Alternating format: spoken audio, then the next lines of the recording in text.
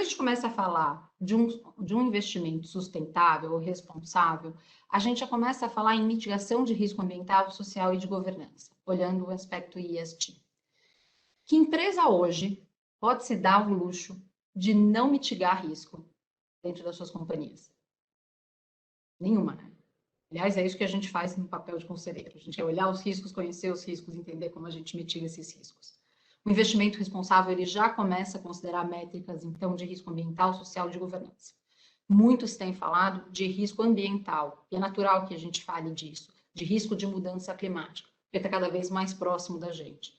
Então, aquelas companhias que não se posicionarem, não entenderem quais são os riscos ambientais que elas sofrem, elas vão estar, de fato, perdendo uma oportunidade de negócio e elas talvez não consigam se reposicionar tão rápido quanto elas precisam.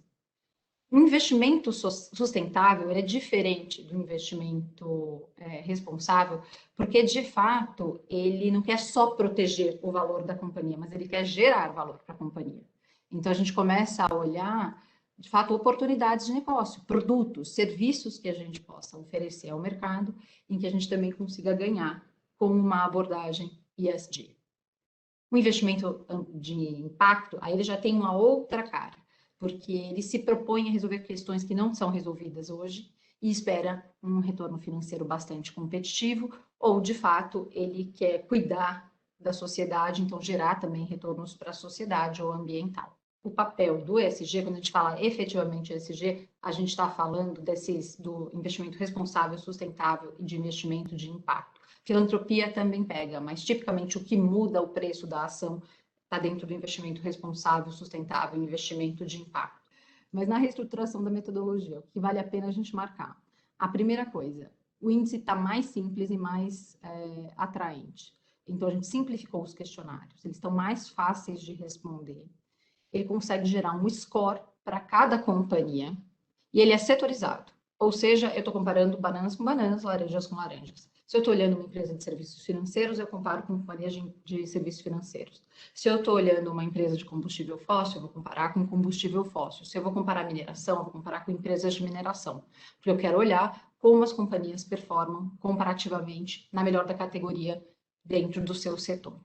Segunda coisa é que a gente trouxe metodologia internacional que começa a alinhar a taxonomia. Então, a gente trouxe o padrão SASB, o CDP, o GRI, o Task Force for Financial Disclosure, entre outras metodologias. Então, o CDP, por exemplo, eliminou a categoria mudança do clima dentro do EASY. O Rep Risk avalia o risco reputacional. E a ideia é que toda empresa que entre dentro do EASY tem um score, e esse score é público. Ou seja, todo mundo vai entender a performance relativa e comparada de cada uma das dimensões de cada uma daquelas empresas que compõem o EASY. E qual que é o valor disso tudo? A gente vai começar a entender o avanço dessas companhias ano após ano. Que ações que eles estão fazendo, que são ações materiais, que estão mudando a forma de trabalho.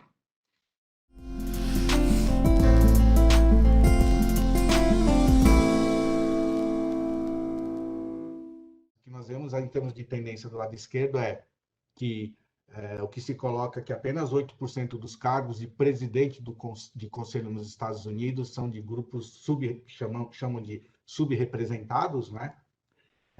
Há, por exemplo, na Inglaterra, uma regra de tenure, né? Ou seja, o limite de 9 anos de alguém ficar como presidente do conselho, e 17% das empresas lá do FTSE, né? Que é o indexador, né, da Bolsa de UK, 17% não seguiram isso, passaram dos 9 anos, então há uma discussão sobre tenure lá. E aí vocês viram, né, recentemente, que a própria Nasdaq criou algumas regras sobre diversidade no próprio Conselho de Administração. E do lado direito, vocês veem aí, na prática, o que aconteceu de 1º de janeiro a 1º de junho, nos Estados Unidos, nas AGOs, que os grandes temas de discussão, né, aí é a quantidade, né, de temas discutidos, vocês vão ver que o que prevalece é o quê?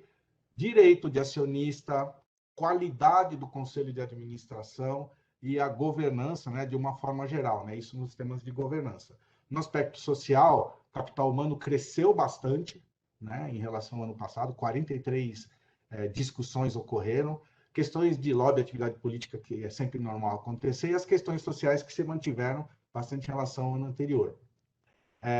Na questão de meio ambiente, 54 discussões sobre mudança climática e 30 discussões sobre a remuneração dos administradores. O que eu quero fechar aqui é que nós temos do lado esquerdo uma discussão sobre a questão de ESG muito forte vindo de stakeholders.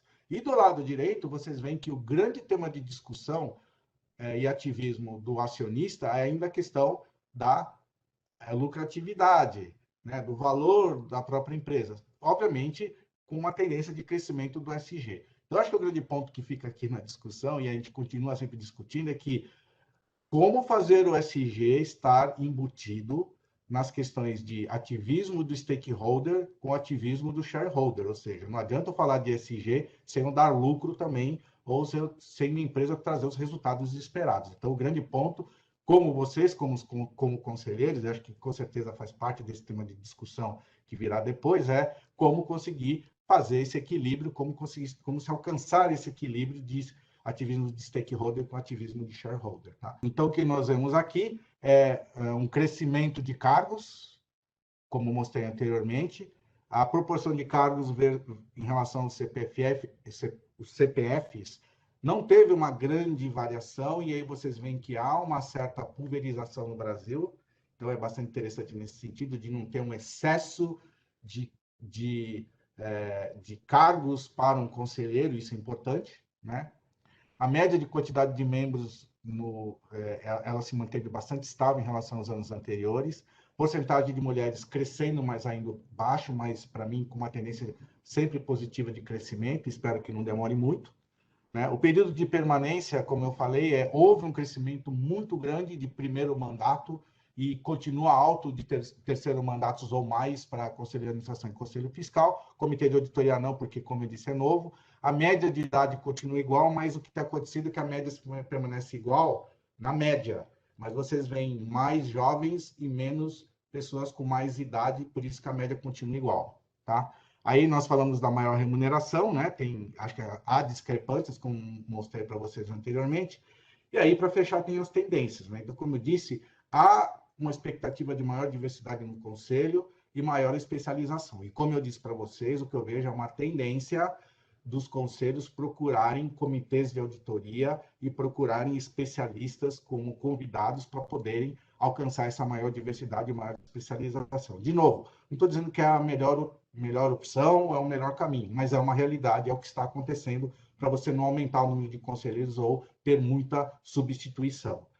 A tendência vai continuar de diminuição da idade média, porque nós vemos cada vez mais os próprios fundos querendo participar como conselheiros de administração, conselheiro fiscal e comitê de auditoria, e o que nós vemos também é uma tendência de aumentar a remuneração variável do conselheiro de administração, e cada vez mais o grande ponto é se discutir se isso vai estar atrelado ao ESG. Hoje ainda não está claro, mas há uma pressão muito forte dos stakeholders nesse sentido.